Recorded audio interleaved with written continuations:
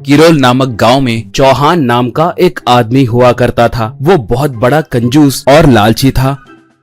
वो एक ठेले पे विलेज स्टाइल हेल्दी मटका इडली बनाकर बेचता था। मतलब छोटे छोटे मिट्टी के कुल्हाड़ों में इडली का घोल डालकर उसे इडली बनाने के बर्तन में रखता था।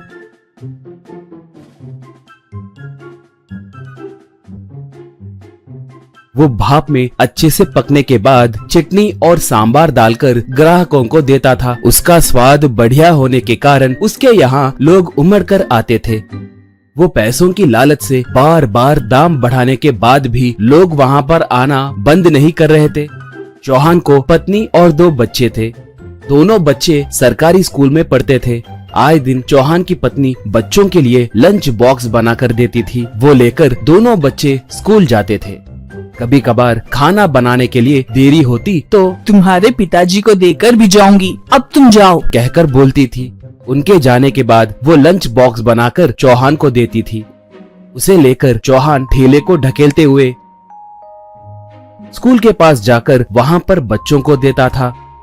एक बार वो हरदम के जैसे ही लंच बॉक्स लेकर बच्चों के स्कूल के पास आया। दोपहर के भोजन की घंटी नहीं बजने के कारण चौहान इंतजार करने लगा था। वहाँ पर देखा तो थोड़े बच्चे दिखे। उनमें से एक मोटा बच्चा भी था। वो बाकी के बच्चों से, देखो ये हार गया है, अब ये आंखें मुझकर 10 तक गिनेगा, हम सब जाकर छिप जाएंगे।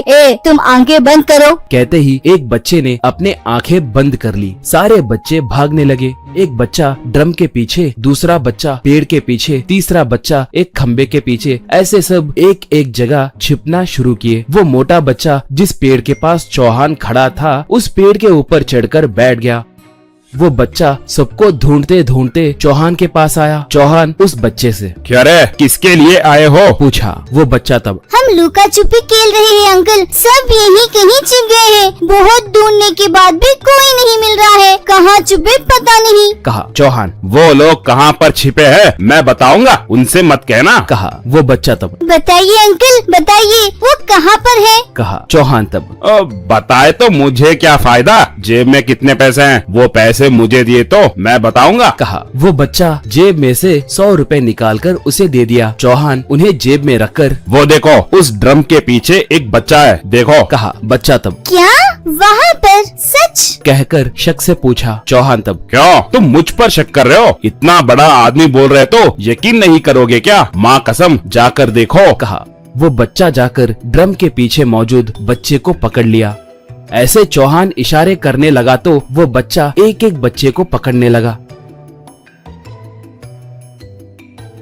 ये सब देखकर उस मोटे बच्चे को बहुत गुस्सा आया। आखिर में वो बच्चा हाथों को चौड़ा करके मोटा कहाँ पर है कहकर पूछते हुए इशारा किया। चौहान पेड़ के ऊपर दिखाया। बस उस मोटे बच्चे को गुस्सा आकर पेड़ पे से कूदा।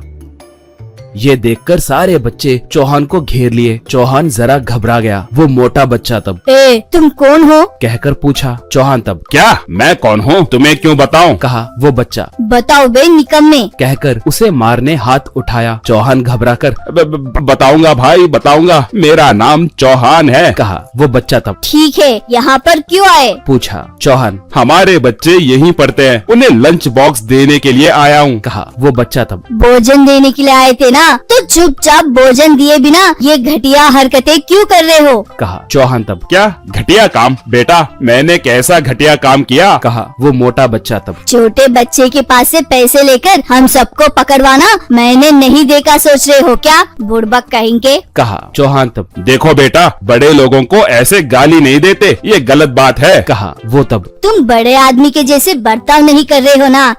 मैं कौन हूँ जानते हो, इस इलाके के नामी गुंडा गब्बर का बेटा हूँ। 10 सालों से मेरे पिताजी पुलिस वालों से छिपकर भाग रहे तो, मगर अब मुझे उनके बेटे को सिर्फ 10 मिनट में पकड़वाए ना, मैं तुम्हें नहीं छोड़ूंगा, कहा। चौहान तब, क्या तुम गब्बर के बेटे हो, बाप रे बाप, कहा। वो बच्चा, हाँ हम क्या है इसे बताते हैं, चलो, कहा।